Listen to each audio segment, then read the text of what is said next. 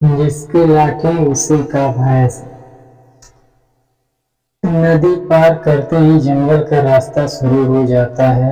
आगे आगे भैंस चली जा रही थी, पीछे पंडित जी चलते चलते। पंडित जी सोचता भी जा रहा था कि जमींदार के यहाँ पहली संतान हुई थी, वह भी लड़का। बड़ी धूमधाम से मनाया।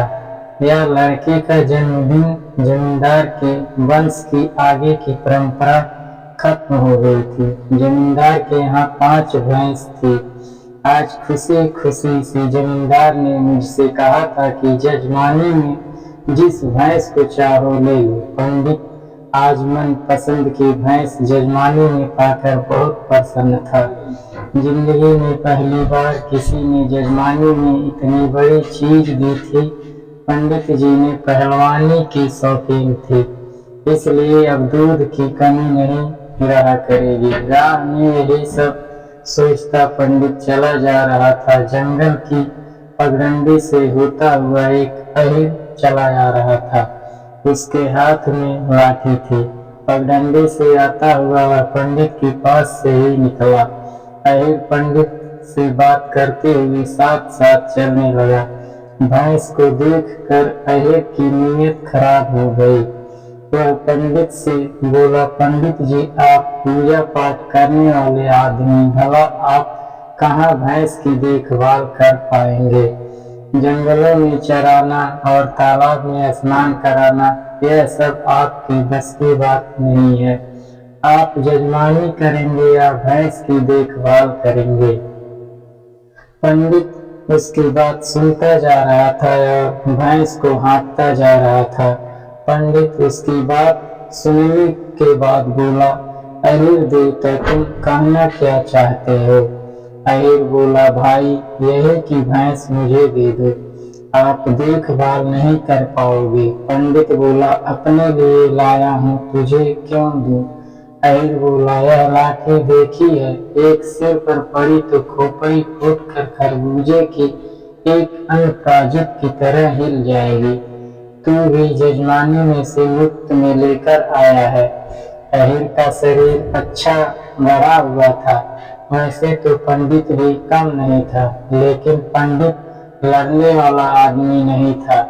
पंडित के दिमाग में एक बात घर की आ गई थी कि अहिर लाठी के बल पर उड़ रहा था। पंडित लाठी के बारे में सोचता रहा। पंडित थोड़ा रुककर बोला, अहिर देवता, यदि तुम ब्राह्मण को कोई वस्तु बिना कुछ दिए लोगों तो को घोर नरक में जाओगे। भैंस ले रहे हो तो कुछ तो देना ही पड़ेगा। अहिर बोला, पंडित जी मेरे पास तो कुछ नहीं है, घर होता तो और बात थी। उसने जेब में हाथ डाला तो कुछ नहीं निकला। पंडित की नजर लाठी के ऊपर थी।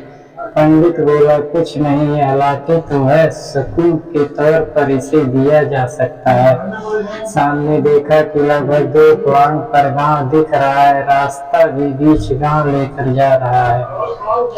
परंतु अपनी लाठी पंडित को दे दी। भैंस तो रास्ते पर चल ही रहे थे, पीछे पीछे दोनों बातें करते चले जा रहे।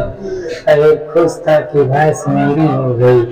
अहिर कभी कभी हाँकते हुए हाथ लगा देता या भैंस के गांव में थोड़ी दूर पहुंचते ही एक मिठाई की दुकान मिली। यहाँ कुछ लोग थे। पंडित ने अहिर से बोला, अहिर बेटा मैं रुक कर पानी पीऊंगा, तुम जहाँ जा रहे हो निकल जाओ। अहिर भैंस लेकर चलने लगा तो पंडित ने कहा, अरे भाई कहाँ जा रहे हो। तब अहिर बोला, पंडित भैंस मेरी है, क्यों रोकते। पंडित बोला, तेरी भैंस तू कहाँ से लाया। अहिर थोड़ा पंडित की ओर बढ़ा तो पंडित बोला, दूर रहना नहीं तो शराप दे दूंगा।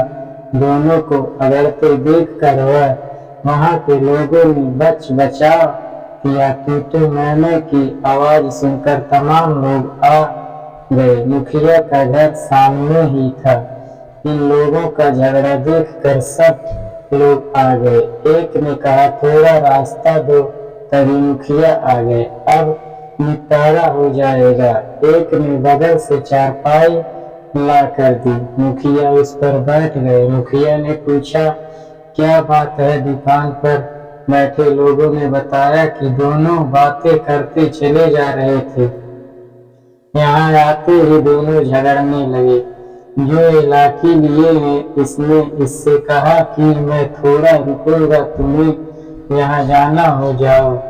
इतने पर खाली हाथ वाला बोला कि यह भैंस मेरी है। दोनों झगड़ने लगे। मुखिया ने दोनों की ओर देखा, फिर अहिर की तरफ देखते हुए कहा, भाई लाठी इसके हाथ में है, भैंस को हाँकता यह ला रहा है, तुम खाली हाथ आ रहे हो, फिर तुम्हारी भैंस कैसे हो गई। अहिर तुरंत बोला, यह लाठी मेरी है। इस बात पर मुखिया ने पूछा, तेरी लाठी है तो इसके हाथ में कैसे गई, झूठ बोलते हो। अहिर बोला, लाठी पहले मेरी थी, मैंने भैंस के बदले में लाठी दी है। अहिर की यह बात सुनकर सब लोग हंस पड़े। बात जो मजेदार थी, हर कोई जानना चाहता था कि यह मामला क्या है। मुखिया ने जब पंडित से पूछा तो उसने पूरी घटना सुना दी। सुनते ही अहिर के चेहरे पर हवाइयां उड़ने लगी। मुखिया ने कहा, अहिर तो मेरे गांव में भी है, पर ऐसा वाकया तो पहली बार सुन रहा हूँ। ब्राह्मण की जजमानी की चीज भी नहीं छोड़ी तुमने। इतना कहकर मुखिया ने सोचा कि लाठी ब्राह्मण देवता के पास ही रहने दो। अहिर को दिलवाने से पंडित निहत्था हो जाएगा और आगे रास्ते में फिर बदमाशी कर सकता है। मुखिया ने अहिर से कहा, देख रहे हो लाठी किसके हाथ में है, जिसकी लाठी उसकी भैंस। दोस्तों, अगर आपको यह कहानी पसंद आए तो